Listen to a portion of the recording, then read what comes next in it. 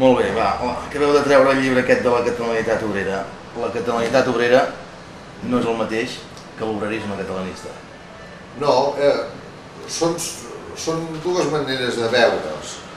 L'obrerisme catalanista és la forma exterior d'organització, però aquesta comporta un element anterior, que és que hi ha un poble català treballador que ha tingut sempre uns valors, uns símbols i unes referències i que per tant té la catalanitat essencial, és a dir, la seva forma d'expressió, la seva llengua, la seva cultura, els seus valors, els seus símbols. Això, la catalanitat és, com si diguéssim, la base sobre la que després podrà articular una activitat i un moviment d'un signe o d'un altre.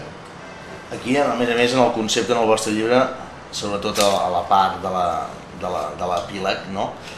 Encara barregeu, ja que parlaríem, hi ha l'obrerisme catalanista o el catalanisme obrerista, hi ha la catalanitat obrera en el concepte aquest, i encara barregeu amb el concepte de la Catalunya-nació. Bueno, perquè jo crec que en la societat humana tot poble vertebrat i constituït amb claretat, amb els seus elements d'identitat que ja es coneixem, és una nació, per tant, és un grup nacional. I a partir d'aquí se'n deriva la meva idea i la de molts altres de que tot grup nacional té dret a la sobirania i per tant té uns drets polítics. Molt bé, escolta, tornem al tema de la catalanitat obrera i la vostra tesi, suposo, de molts anys de les arrels populars i obreres del catalanisme. On està la base? Bueno, on és l'inici? Fins on ens podem... l'arrel aquesta, el bressol?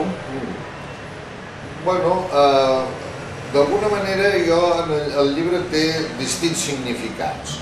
Per un costat és una investigació erudita d'uns grups obrers variats, com saps, és 7 tendències que si convé les explicarem, l'obrerisme de 1931, del moment de la proclamació de la República, com aquest obrerisme planteja els temes nacionals, és a dir, les llibertats de Catalunya.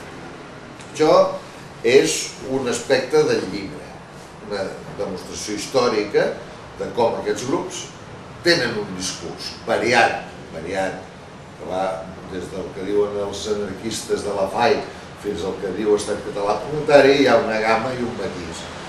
Això és un objectiu del llibre.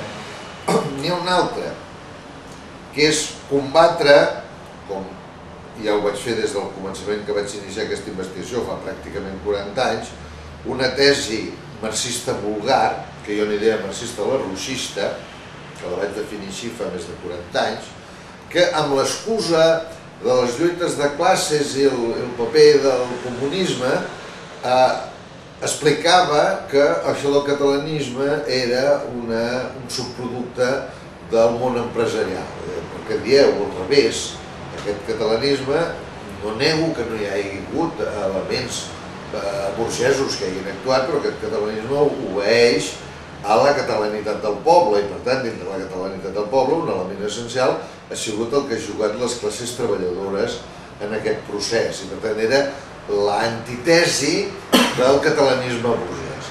I un altre element que conté aquest llibre és dibuixar la història del catalanisme, que com sabeu ha sigut objecte de moltes interpretacions, però jo crec que a poc hem anat perfilant i em sembla que el llibre ajuda a arribar a una última conclusió. El catalanisme política i literàriament neix, diguem-ne, més o menys a la Renaixença, 1830, els primers terç del segle XIX, com una expressió dels segments no burgesos, sinó del que n'hi diríem les classes professionals. Per un motiu molt lògic, perquè és la gent que amb més cultura sent més vivament la pèrdua de la llengua catalana, que era un vulgarisme d'un patuès de carrer, i no una expressió culta i literària. I al sentir més aquesta pèrdua són els que comencen a la Renaixença. Per tant, hi hauria un primer gran moment del catalanisme en el que el pes essencial, havent-hi la catalanitat del poble, el pes essencial en la creació d'idees ho fan els sectors professionals de les classes mitges baixes, és a dir, advocats, metges, professors universitaris, és a dir, gent de cultura. Aquest primer gran moment del catalanisme seguirà una fabricació de doctrina a finals del segle XIX, dintre del mateix conglomerat, i a començaments del XX s'hi articularà la política amb això. Aleshores, a l'articular-s'hi la política, efectivament, hi haurà un catalanisme més conservador en què les classes altes o burgeses hi jugaran, i un catalanisme més esquerrà republicà polític. Però estaríem dintre tot plegat del món de sectors professionals, empresarials, etc. Aleshores, aquest cicle es completarà entorn de 1930, quan el món obrer, que ha pogut créixer, tindrà també el seu discurs sobre catalanisme i catalanitat, per un motiu, en el fons, gairebé biològic. És a dir, les classes socials serien com un ser humà, en el que les classes altes estan més desenvolupades i arriben abans a la política i a la cultura, i les classes humils, les classes obreres, les classes treballadores, són l'infant que triga molt més temps a entrar en el procés. Però aleshores, una mica, per tant, en aquest segle que va de 1830 a 1930, s'acaba el cicle.